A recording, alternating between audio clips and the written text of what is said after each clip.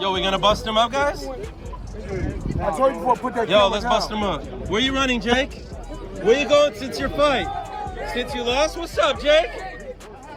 Where you going, Jake? Oh, he's running! He's running! Look at Jake Paul, I mean as of right now, for what he's doing is good for what he's doing, but once he fights a real fighter, is its GNA be awful. I don't like it. Is it because of the J? I look at Mike, it's like I look at him different. Floyd Mayweather recently offered his insights into the showdown between Mike Tyson and Jake Paul, providing a breakdown that captivated fans and pundits. Like someone you're interested in, or know well, you know, if you go back, you got to do your homework, look on the internet. I think he was doing a sit down on a podcast one time, and he talked about it. He said, I don't want to do an exhibition, but one thing I like about him, one thing I do like about him, he's selling it. He's selling. What's up? You want to run a 2-on-1 night? Absolutely. You want to run a 2-on-1 night? Absolutely. Let's do it. Let's make it happen. Let's make it happen. Yes, sir. Get the paperwork for this bum. Get Al Hammond. Absolutely. I don't need Al Hammond. Let me call Al Hammond. I'm my own boss. I'm my own boss. 2-on-1 night. Got your hat. Selling it, and he's making good money, and he's entertaining. I like it. Meanwhile, Mike Tyson has just issued a terrifying warning to Jake Paul. Tyson fires off yet another message on Snapchat. There was a close-up photograph of him with sweat all over his face, with the words, "Everyone has a plan," till the start of Tyson's memorable line about strategy, going out of the window and hit square in the face. Secondly, Tyson shared another image of him hitting the pads with the words, "All eyes on me." Tyson's coach Rapel Cordeaux believes the fight will be technical, as opposed to a massacre, and that Paul will feel Iron Mike's heavy hands. He said this fight won't be a massacre, it's going to be a very technical match because we have a kid on the other side that can box and isn't afraid. Cordeaux further said that Paul will panic during the fight. And this is what Tyson truly desires, he added. Mike has such hefty hands that it will be impossible not to touch Jake. Jake will feel Mike's hands. He's very delusional. He can't listen. If he was anywhere near that realm of great knowledge, he'd be able to take his to school by himself. Okay, he can't take his kid to school by himself. And he talking about he's great. Greatness is not guarding yourself from the people. Greatness is being accepted by the people. He can't take his kids alone to school by himself. There's no other way, and that's when we'll have an idea on how the fight will go. Jake Paul has boldly threatened to strike against Mike Tyson by providing a dose of his own medicine in their forthcoming encounter. He stated, "I'm going to bite your ear off, Mikey." Tyson, famously disqualified for biting a piece of Evander Holyfield's ear in a scene engraved in boxing history, faces Paul, who hilariously references this iconic occurrence in a message to his opponent. In another interview, Paul said, "I think people are underestimating me being able to deal with his power, and that's something that's going to make it interesting. I am biting off a lot. This is definitely the toughest, most savage, lethal opponent, regardless of age, because power is the last thing to go." However, Paul has been heavily criticized by fans for his recent remarks, commenting on Paul's recent... I don't like it. I think it's become more of a sideshow. With some sweat, maybe some blood, if we're lucky. I won't watch it.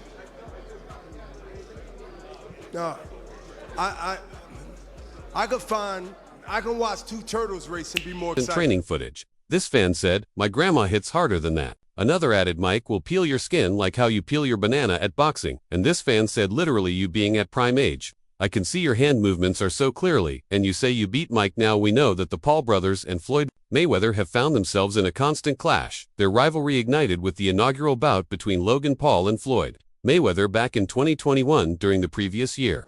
A tense altercation nearly erupted between Jake Paul and Floyd Mayweather outside the arena while they attended the Miami Heat versus Cleveland Cavaliers game. I'm just working. What happened? You're not tough anymore since you're lost. What happened since you're lost? Yo, we going to bust him up, guys? I told Put that, yo, let's bust him up. Where you running? Jake, where you going? Since your fight, since you lost. What's up, Jake? Where you going, Jay? Oh, he's running. Look at him, Logan. Paul made a recent visit on the In-Depth with Graham Bensinger show, releasing a bombshell disclosure concerning Mayweather's lingering grudge towards Jake Paul. Apparently, Mayweather still harbors intense resentment towards Jake. Logan Paul remarked, "Jake hasn't been without a security guard since that moment. Floyd has thugs who'd kill a man for $200 if you haven't seen it before." Here is another video of a dispute between Jake and Floyd when Paul took the hat from Floyd. "You want to run? Absolutely. You want to run? Absolutely. Absolutely. Definitely. Let's do it. Let's make it happen. Let's make it happen, sir. Get the paperwork for this. B. Absolutely. I need. Let me call. I'm on my own." Boss Knight got your hat when discussing the historic hat-stealing event. Logan shared that Jake had informed him of his plan beforehand, but he hadn't believed Jake would actually go through with it. Logan said, Jake told me he was going to do it. I didn't think he was going to do it. He did it, and I felt like Jake had put me in jeopardy after the event unfolded. Logan felt that Jake's action had put him at risk. He considered the potential consequences, especially just a month before what he described as the biggest moment of his life. Logan added, if I break my hand or get a concussion or get it up by Floyd's guys, a month before the biggest moment of my life, trying to save my little brothers, that's stupid. Meanwhile, Mike Tyson boldly faced every challenger throughout his illustrious time as a professional boxer, engaging in epic battles against the top people of his period in a candid debate with Steve Farhood on Showbox Iron. Mike was posed the question of his ultimate fantasy opponent across all ages without hesitation. Mike Tyson singled out Floyd Mayweather as his dream adversary. Tyson responded, well, I would love to have fought him. I wish he was my weight. We can never fight, of course, because of the weight difference, but I wouldn't fight him the way they fought him. Farhood chuckled, appreciatively remarking his admiration for the response as the ex-world heavyweight champion delved into the intriguing aspects of why a bout with Mayweather would have been captivating, but Tyson believes he'd have known exactly how to deal with Mayweather. He added, I would be mean, I would be dirty, because you'd have to do everything to fight him because he's just so good. You can't, it's almost impossible to fight him clean. It's just so hard to beat him. I don't care, it's really hard to beat him. The style he deploys, it's really difficult to beat him in that particular style. However, in another instance, Tyson recalled a moment when Mayweather had compared himself to Muhammad Ali, even claiming to be superior, a notion Tyson strongly disagreed with. He criticized Mayweather further. Tearing apart that argument, Tyson described Mayweather as very delusional. He's very delusional. He can't listen. If he was anywhere near that realm of great Ali, he'd be able to take his to school by himself. Okay, he can't take his kid to school by himself, and he talking about he's great. Greatness is not guarding yourself from the people. Greatness is being accepted by the people.